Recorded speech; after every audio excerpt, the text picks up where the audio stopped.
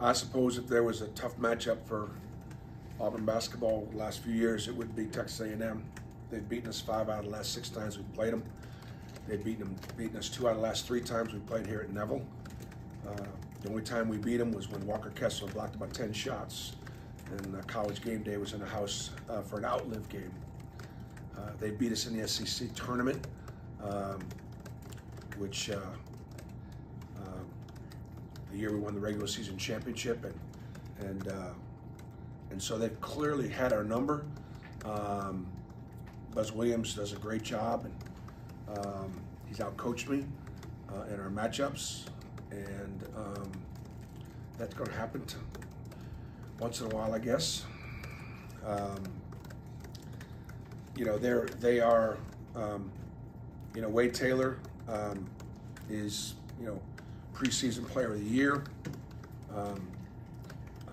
He had 34 against the best defensive team in the country in Houston. So he's capable, you know, every possession, any possession. Radford had 30-something in here on us a year ago. We couldn't keep him out of the paint, and we sent this team to the foul line 63 times last year, including 38 or 39 at Texas A&M. So we fouled them too much trying to guard them. We got to improve on that. And I haven't even gotten to where they're really good yet. And that is they're the best offensive rebound team in the country. And historically, if they continue at this pace, they're rebounding 45 to 46% of their misses. That means roughly half the time they shoot, they go get it. Half the time they miss a free throw, they go get it. Now they're physical to a fault, and they're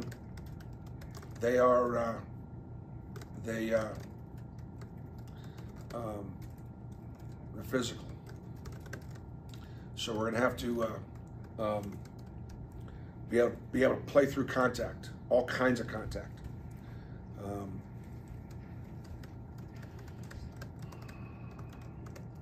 So we'll be ready.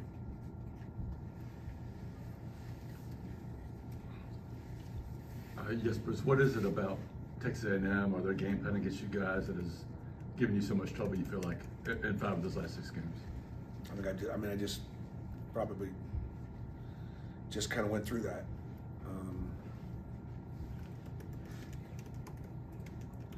You know,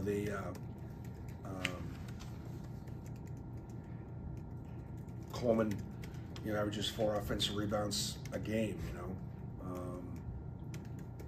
So he's hard to keep off the boards. So they do. I think you know they do a great job knowing that Taylor and Radford are going to be extremely aggressive, and they know those guys are going to, you know, get their share of shots up. So they know when they're going to shoot it. The other thing Texas A&M does a nice job of too is they mix up their defenses. They use some pressure, they use some zone, they run a switching man-to-man. They rotate over on penetration. So I would say one of the things that would make Texas A&M so effective since Buzz came in the league is Tennessee plays a little bit like, they do some things that are similar to Tennessee, but I think like us, not everybody plays the way they play. I don't think everybody plays the way we play, and I think that's one of the things that has been an advantage for us. Why we're tough. I'd like to try to think that we're a tough scout. That's one of the reasons why I think Texas A&M has been so good.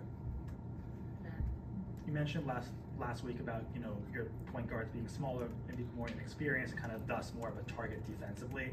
It seemed like they did a pretty good job against Arkansas, but now you get Wade Taylor coming in against them. How do they handle that matchup? Yeah, Wade Taylor and Radford. I mean, both of them. And you know, both have gone off on us, and both have gone off this year. Texas A&M had, you know, they've got some really good wins like Ohio State, Iowa State, and their losses up until Saturday. You know, 4-6 to Houston. Memphis is a loss. They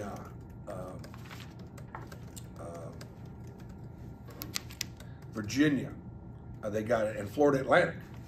So the 4 losses they have are, you know, a couple of former Final Four teams, and you know, Houston and Memphis. Now, the loss to LSU is, again, they got to get back because you know, obviously they're picked second in LSU.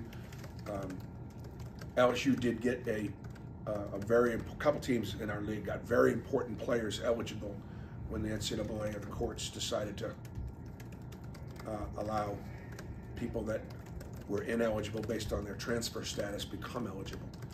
And the kid Cook, who we recruited out of Tulane, but we're told not to take him because he was a 2-time transfer.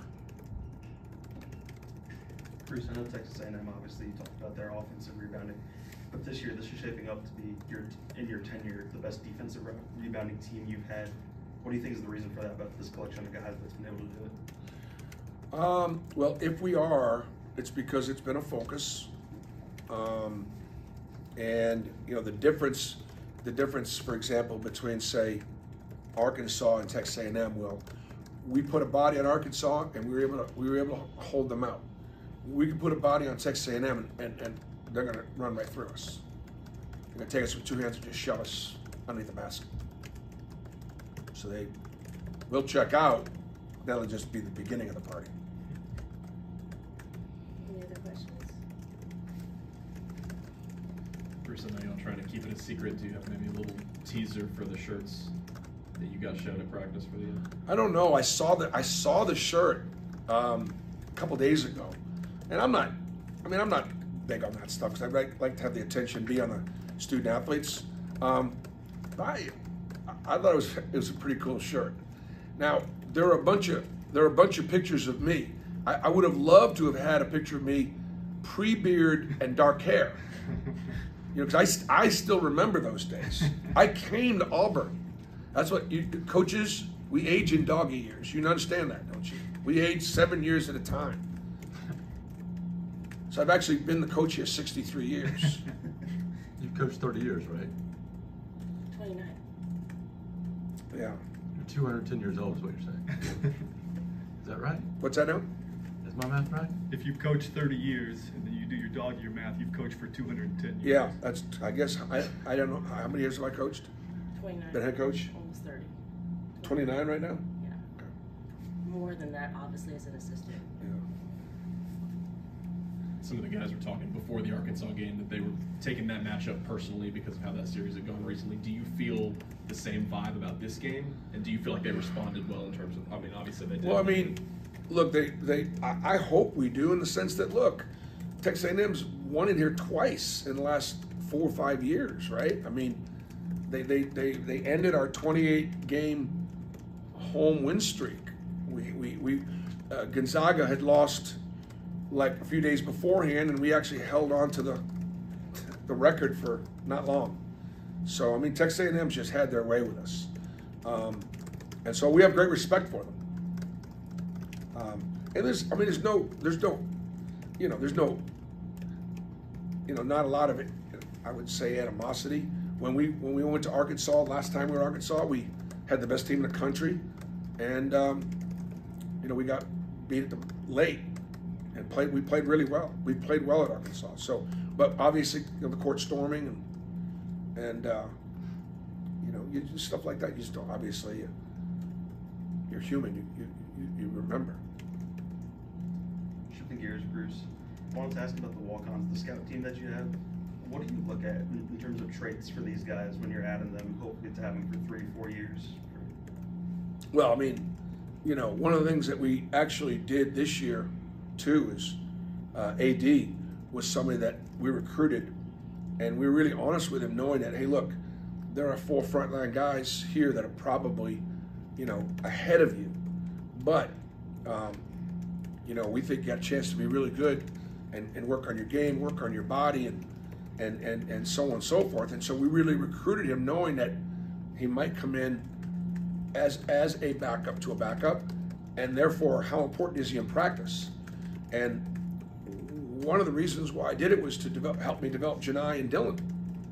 in the sense that every day they got to go against a Division I scholarship player who's got some athleticism. So he's important.